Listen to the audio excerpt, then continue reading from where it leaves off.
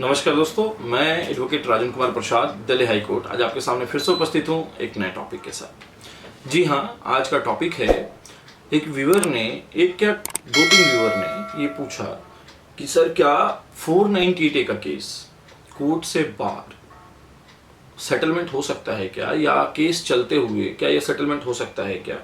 Even यहाँ तक कि एक व्यूअर ने ये पूछा कि क्या हम मध्यस्थता केंद्र यानी मीडिएशन सेंटर में हम क्या इसको सेटल कर सकते हैं क्या। इसी के बारे में बताऊंगा। स्टार्ट करने से पहले मैं रिक्वेस्ट करूंगा कि चैनल पर अगर नए हैं तो प्लीज़ चैनल को सब्सक्राइब कर दें, बेल आइकन को दबा दें, जिससे कि जो भी कंटेंट हम लेकर आते हैं, जो भी वीडियो लीगल इन्फॉर्मेशन लेकर आते हैं, वो आप तक सही समय पर पहुंच सके। इन सब के अलावा वीडियो को अंत तक देखें, जिससे कि वीडियो समझ में आ सके और दूसरे लोगों के साथ भी शेयर करें, जिससे अगर उनके मन में भी ये सवाल उठते हों तो वो खत्म हो सके। जी हाँ, स्टार्ट करता हूं टॉपिक को, चलते हैं टॉपिक की तरफ। अभी हाल फिलहाल में दो व्यूअर ने मुझसे पुराने वीडियो पर, जो मैंने वीडियो डाली थी उस वीडियो पर पूछा गया था कि क्या सर केस हमारा कोर्ट में चल रहा है और क्या हम इसको सेटल कर सकते हैं क्या, चार लोग बाहर बैठ के या फिर मेडिएशन सेंटर में ले जाके 498A के केस में। तो मैं आपको बता दूं, जी हाँ, आप कर सकते हैं।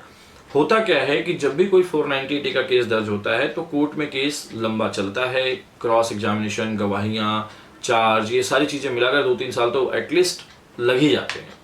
लेकिन कई लोगों को जल्दी होती है, जल्दी होने के कारण वो कोशिश करते हैं कि दोनों परिवार या 5 लोग, पंच जिसको हम कहते हैं, पंचायत में फैसला हो जाए हमारा और हम सेटल कर लें अपने मैटर को। या तो घर बसता हो तो घर बसा लें, या फिर अगर हमारा डिवोर्स होना है तो डिवोर्स हो जाए। जी हाँ, अगर आपको जल्दी है तो आप 5 लोगों के बीच में बैठ के भी ये समझौता कर सकते हैं। साथ ही साथ अगर आप चाहें तो अपने केस को मीडिएशन सेंटर में भी लेकर जा सकते हैं, भिजवा सकते हैं मजिस्ट्रेट के द्वारा, और वहां भी जाके सेटलमेंट कर सकते हैं। परंतु क्वेश्चन यहाँ ये राइज होता है, बार बार मैं बताता हूं अपने वीडियो में, कि 498A के केस में ये नॉन कंपाउंडेबल है, समझौता होने लायक नहीं है।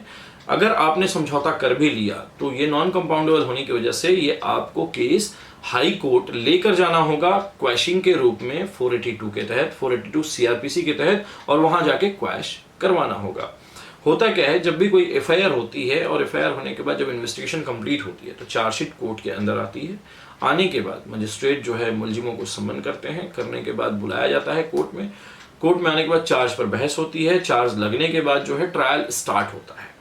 अक्सर मुलजिमों को हमने देखा है, या जो लड़का पक्ष होता है या मुलजिम जो होते हैं, उसके घर वाले जो होते हैं, लड़के पक्ष के, ससुराल पक्ष के, वो अक्सर आने के बाद जो है प्लीड गिल्टी नहीं करते। Plead guilty in the sense अपनी गलतियां नहीं मानते। कोई भी नहीं मानता, जो भी मुलजिम होता है वो गलती नहीं मानता, और गलती हुई भी नहीं होती, क्योंकि पत्नी कहीं ना कहीं, आजकल की महिलाएं जो हैं 498A का दुरुपयोग पूरी तरह से कर रही हैं। और इसी वजह से अरनेश कुमार की जजमेंट जो है ऑनरेबल सुप्रीम कोर्ट ने पास की थी 2017 जुलाई में, जिसमें कि बकायदा अरेस्ट पर रोक लगाया था 498A, क्योंकि आप डायरेक्ट FIR होने के बाद अरेस्ट नहीं कर सकते, मैंने पहले वीडियो में बता दिया है।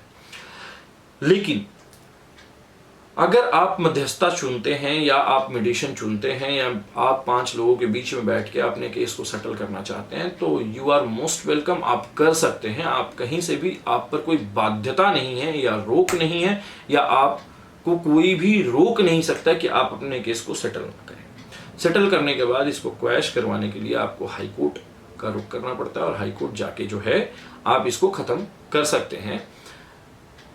तो जवाब आप लोगों का यही है कि आप इसको सेटल कहीं भी कर सकते हैं, चाहे वो मीडिएशन सेंटर में हो, चाहे वो पंच के द्वारा 5 लोगों के बीच में हो। परंतु एक बात ध्यान रखेंगे, होता क्या है, सेटलमेंट होने के बाद पंचायत में ही एक डिवोर्स का पेपर बना दिया जाता है, या भाई दोनों अलग रहेंगे आज से, ऐसा ऐसा लिख के, और सारा सामान वापस दे दिया अगर डिवोर्स की परिस्थिति आती है तो, और हो गया ये डिवोर्स।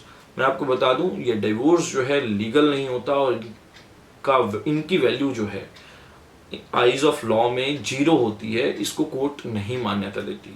कल को अगर आप ऐसा पंच के बीच में बैठ के, अगर आप ऐसे मीडिएशन को, या मीडिएशन सेंटर में बैठ के, या कहीं भी, पहले तो मीडिएशन सेंटर में ऐसा डिवोर्स होता नहीं है, पंचों के बीच में अक्सर होता है, क्योंकि कानून की नॉलेज नहीं होती, जागरूकता नहीं होती लोगों में, लोग अच्छी तरह से लॉ को नहीं जानते हैं। इसलिए आम आदमी के रूप में।